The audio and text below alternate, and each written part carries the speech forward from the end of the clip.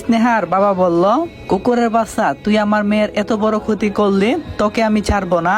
রুদ্র বলল, হ্যাঁ শ্বশুর মশাই, আমি জানি আপনি আপনার মেয়ের জামাইকে ছাড়বেন না, আদর করে জামাই আদর খাওয়াবেন।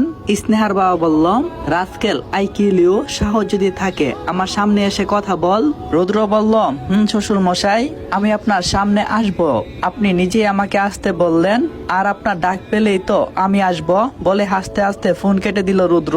ফোন কেটে নিজেকে বলতে লাগলো রুদ্র, আপনারা বাবা মেয়ে এতদিন হাসছেন, এখন থেকে রুদ্রের সময়, এখন থেকে রুদ্র হাসবে আর আপনারা কান্না করবেন পরের দিন। পেপারে হাত দিতেই যেন দুনিয়া উলটপালট হয়ে যাচ্ছে। আফজাল খানের সাথে সাথেই মোবাইলটা বেজে উঠল আফজাল খানের। আফজাল সাহেব, এসব কি শুনছি? নিউজে কি দেখাচ্ছে?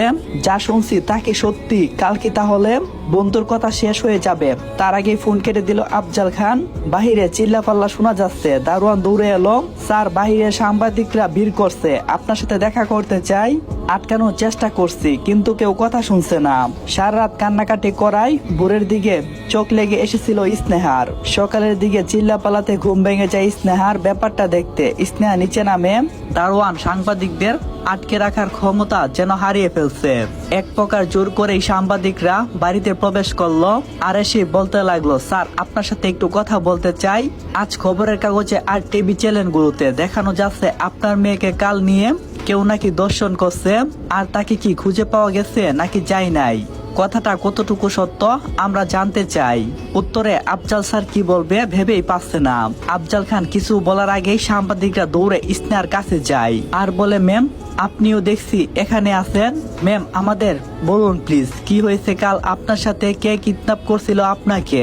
আপনার বাবা একজন শিল্পপতি, তার অনেক শত্রু আছে, কে হতে পারে? আপনার ধারণা কি?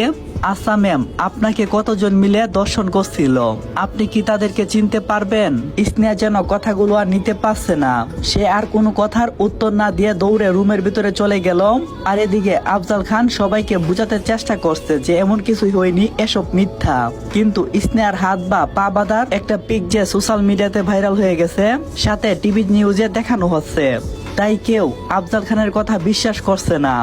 আফজাল খান কাউকে উত্তর না দিয়ে নিজের রুমে চলে গেল, কারণ সে জানে এই বিপদ থেকে তার মেয়েকে স্নেহাকে এই ঘৃণিত অপবাদ থেকে একজন বাঁচাতে পারবে।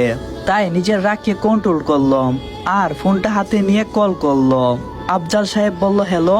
ওই পাশ থেকে রুদ্র বলল, হ্যালো শ্বশুর মশাই, আমি জানতাম আপনি আমাকে ফোন করবেন, তা বলুন আপনাকে আমি কিভাবে সাহায্য করতে পারি।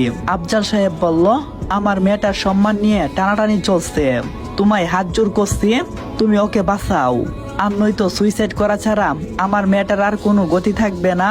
রুদ্র তখন একটা তাচ্ছিলিক হাসি দিল আর বলল, রুদ্র বিনামূল্যে কোনো কাজ করে না, আমি আপনার মেয়ের সম্মান বাঁচাতে পারি, তার বদলে আমি কি পাবো? আফজাল সাহেব বলল, তুমি যা চাইবে তাই। রুদ্র বলল, আচ্ছা, একটা কথা যেন মনে থাকে, যেন কথা নড়চড় না হই, আমি আসছি বলেই রুদ্র ফোনটা কেটে দিল। সাংবাদিকরা সবাই এখনো ভিড় করে আছে। সবার সামনে একটা কালো গাড়ি এসে দাঁড়াতেই সবার নজর গেল কালো গাড়ির দিকে। গাড়ি থেকে রুদ্র নেমে সবাইকে বলা শুরু করলো, আপনারা এখানে কি করছেন? তখন ওরা বলল, স্যার, আসলে নিউজে। তখন রুদ্র উত্তরে রেগে বলল, হ্যাঁ, আমি নিউজটা দেখছি, কিন্তু সত্যিটা না জেনে একজনকে এভাবে হেনস্থা করা আপনাদের উচিত হয় না। আপনারা যে অপরাধ করছেন আপনারা কি জানেন না? ওরা বলল, মানে? রুদ্র বলল, মানে হলো নিউজে আপনারা একটা খবর শুনে বিশ্বাস করছেন আফজাল খানের মেয়েকে কিডন্যাপ করা হয়েছিল, কিন্তু তাকে আধা ঘন্টার মধ্যে খুঁজে বের করছিল ডিসিপি।